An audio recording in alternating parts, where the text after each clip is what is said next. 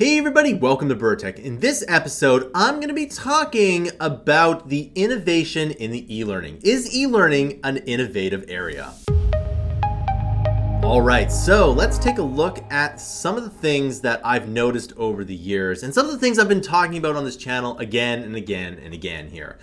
So one of the things I've been talking about is that the top instructors on Udemy haven't really changed in the last 5 years or so, and they also haven't really made better quality videos, and myself included in this. I'm not saying that there's that the top people are lazy or whatnot. And of course, the top instructors of Udemy, I have nothing but respect for.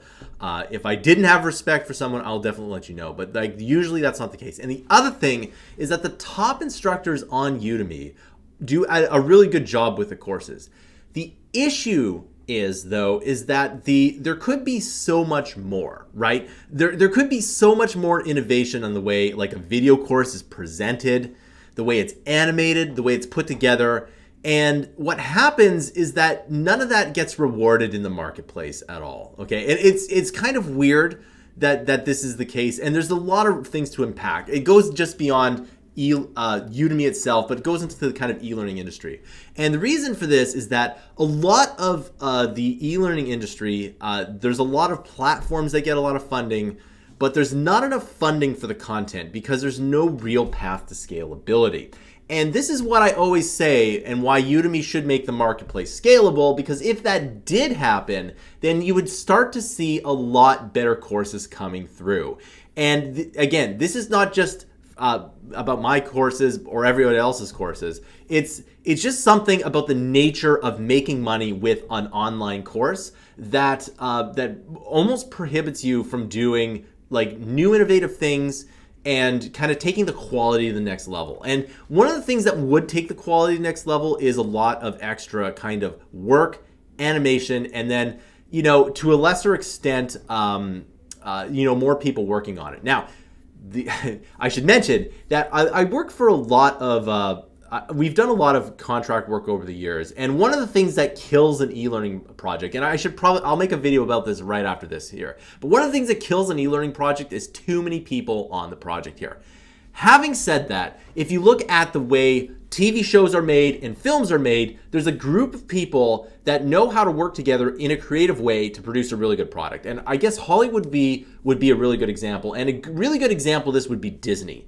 Disney knows how to plow out really good content very efficiently and very quickly, right? And, another example of this would be EA. And I know these companies, you might not think that their quality is really good, but if you've ever tried to make a game or a movie or whatever, you realize that the quality of these, like even just the B grade stuff is amazing. And if you can do that consistently, that's the way to make good money here. And Disney's probably the best example of this because they do produce a lot of really good stuff. Now, of course, there's some flops in there, but that's just life. You're going to have some failures, right? But Disney, the Star Wars shows are a good example. Not the movies necessarily. The shows are a little bit better, and they can consistently put out better and better content here, right?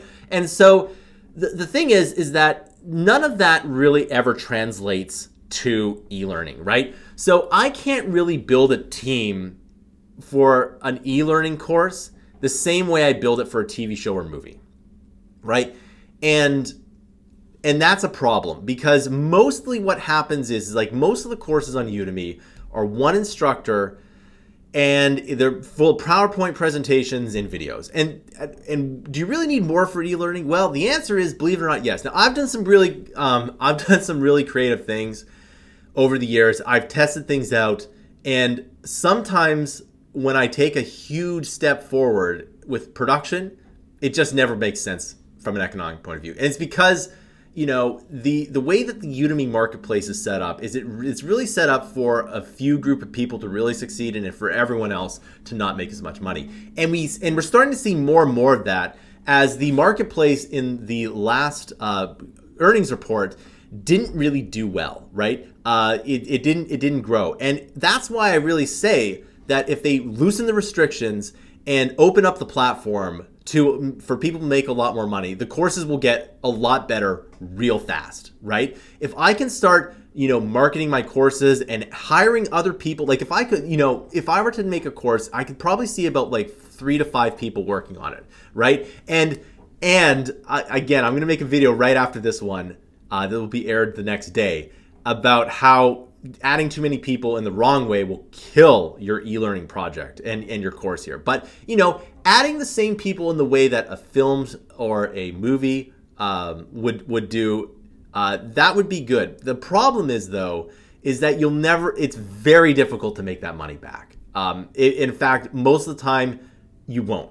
And the reason is that while these courses make a lot of money, they need to make almost 10 times the amount of money in order for this to really start to work. And 10 times is a bit too much. About maybe probably 4 to 10 times. 4 to 10, I know it's a big range, but like if you had 4 to 10 times as much money coming through, I could start to do a lot better things. And it would be really nice if I had this, because there's so many things I want to do personally with courses, and it's difficult to do that because content is just not scalable, right?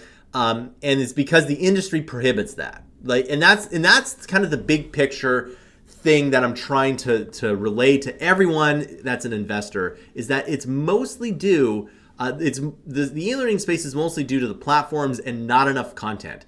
And the best example of this that I tell people is that imagine if the game industry was set up like the e-learning industry, everyone would work for like Steam or the App Store, and few people would actually be making games. The games would be a very low quality, done by maybe 1 or 2 people, maybe 3 people, and that's it. And imagine the gaming world with that.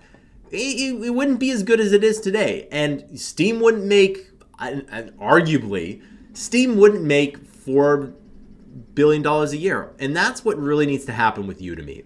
They need to open things up and allow companies like mine to just thrive. And it's very difficult to do that under the current circumstances. Now, it was like this in like 2015. And then they came out with the price change, and then that just killed everything, right? So Udemy just needs to let go a little bit, and it's going to be very hard for them to do that. But they really do need to just let go and let the market just kind of allow, just let market forces allow to make better content. I can't hire a marketing company to boost my sales on Udemy, but I can do it for the App Store or Steam or Kickstarter or other places. I can do that. Cannot do it on Udemy, right? So, and that's why kind of the stock is not doing very well. They really do need to lift the restrictions, and it's going to be hard for them to do that because it's going back on like 6 years at this, or almost 2015. That's 8 years. Well, yeah, 6 years. 6 years. Going back on 6 years of policy changes, and well. Okay, I mean it's hard to do that, but one of the things I've learned over the years is that you get into this thing called the sunken cost fallacies. If you've been thinking a certain way for a certain amount of time, it's hard to say that you're wrong and go back years. But if you do that, the quicker you do that, the better off you'll be. So that's just one thing here. And the thing is when it comes to any kind of progress and quality, this is kind of the major step here. And just to show, how little content is invested in, Team Treehouse was mostly a content platform, hasn't done very well. And I can't see a path forward unless, we see a lot of companies like mine making $10, $50 million a year. Like that's just kind of where it needs to go. And, Udemy is a big component of that, right? The problem with the e-learning industry is that no one collaborates as much, but that might change in the future. And the ed tech space is a whole different thing, but there's not a lot of ed tech that does this. There's not a lot of ed tech that says, okay, we'll just provide a service and we'll let you make as much money as possible. And maybe there should be, right? Maybe there should be more things like this out there, but who knows? It's expensive to develop, and it's even harder to get people to use it. And then furthermore, there's not enough good quality content to take a lot of the stuff forward. And I've worked with a lot of people over the years, and promising projects that absolutely went nowhere. And it's very difficult to get things started, right? And I know that more than anything. And I guess another good example of this is, for example, Teachable. Teachable is mostly the same platform that it was for the last 6 years as well. It seems like things kind of stopped moving a bit forward in like 2016. I guess a good example that breaks the mold is Thinkific. Thinkific has done a lot of stuff that's improved. But, it seems like things have been stuck in the same kind of path for the last 6 years-ish.